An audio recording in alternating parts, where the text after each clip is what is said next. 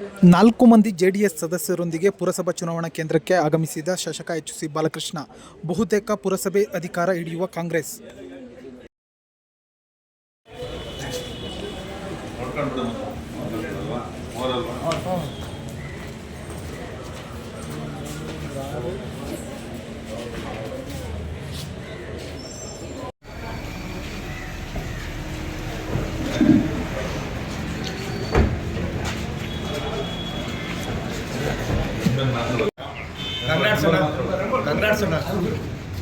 Congrats all the best.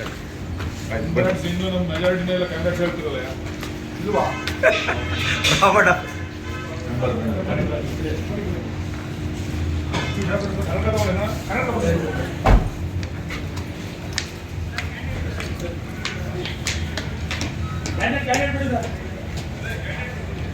ಸರಿ ನೋಡ್ಕೊಂಡು